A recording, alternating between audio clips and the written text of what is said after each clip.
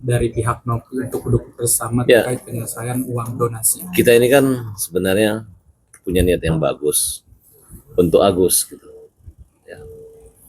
Jadi pada dasarnya kita akan menggunakan apapun yang terbaik buat Agus.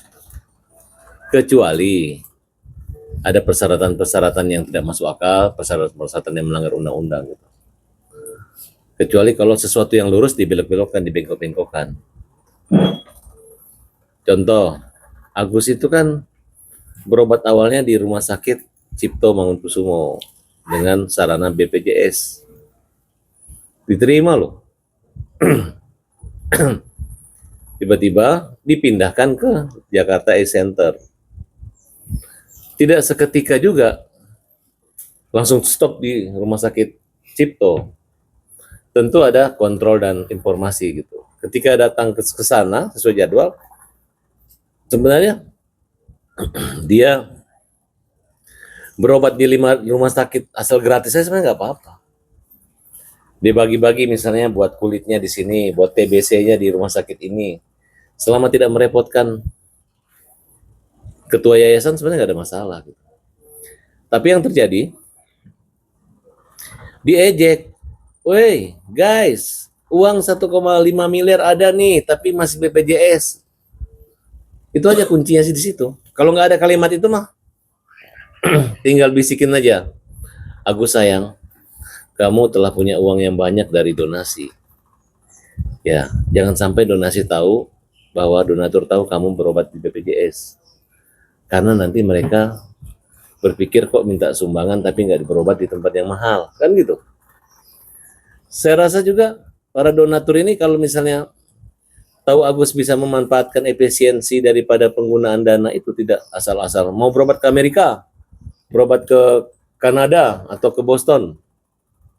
Ayo, pasti mereka bilang, ini orang kita ngumpul sumbangan dari 7.000 perak, 12.000 perak, kok maunya ke Amerika, kok maunya ke Singapura, kan kira-kira seperti itu.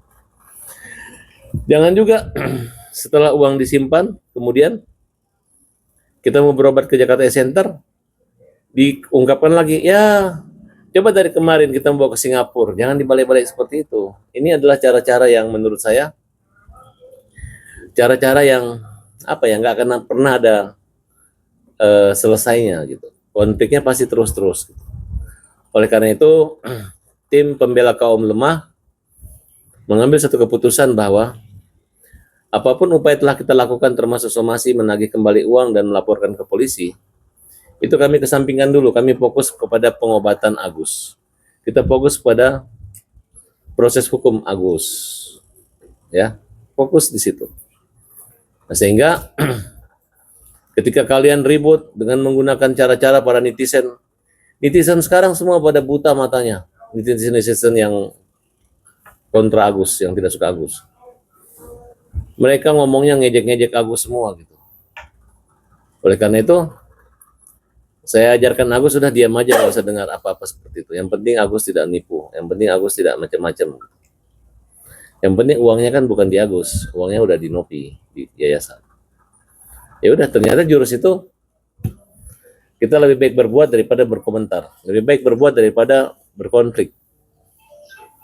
Alhamdulillah Agus minggu depan akan operasi. Kemudian hingga akhirnya yang kita anggap lawan-lawan kita ini mengundang kita untuk hadir di acara besok. Saya nggak tahu. Undangan tuh yang saya baca itu hanya mengundang Agus, mengundang Farhad Abbas untuk hadir, yang mana nanti disiarkan secara live dan dihadiri oleh tokoh-tokoh, oleh donatur semua. Untuk apa?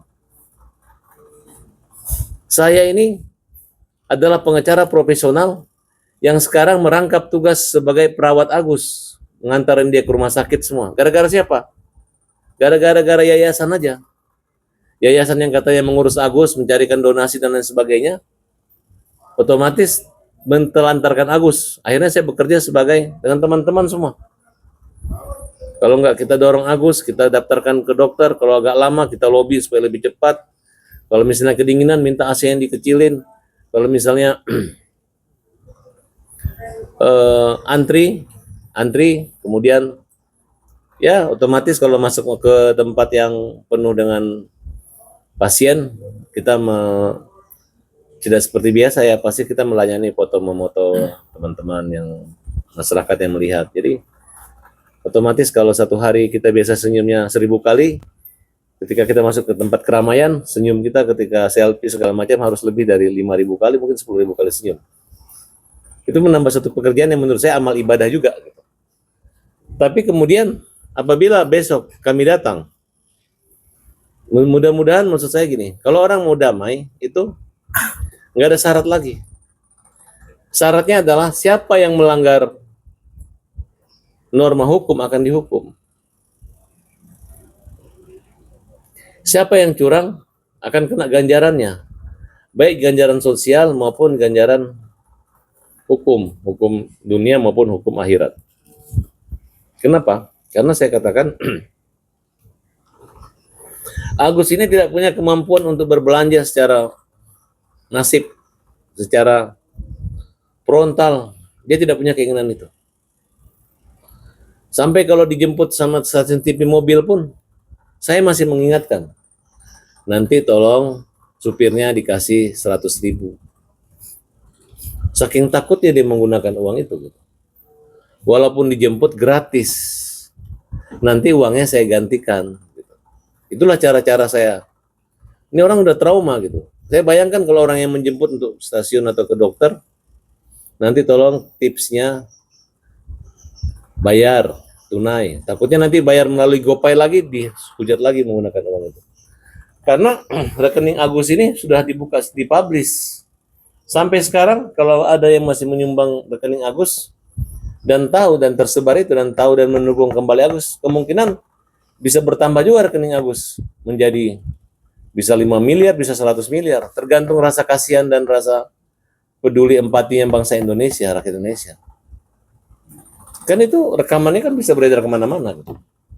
Termasuk saya yang mendonasi sebagai donatur sebelum. Sebagai catatan, kenapa pihak lawan harus berdamai dengan kita?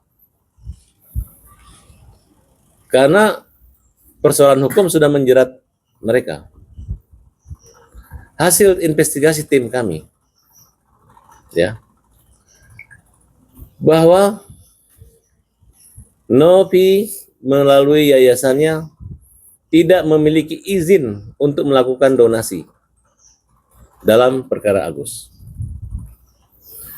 Novi maupun Denny Sumargo tidak punya legalitas untuk melakukan donasi atau pengumpulan dana masyarakat secara terbuka tanpa izin dinas sosial. Kalau kita mau bawa kemana-mana, orang yang paling bertanggung jawab ini adalah Novi dan Denny Sumargo.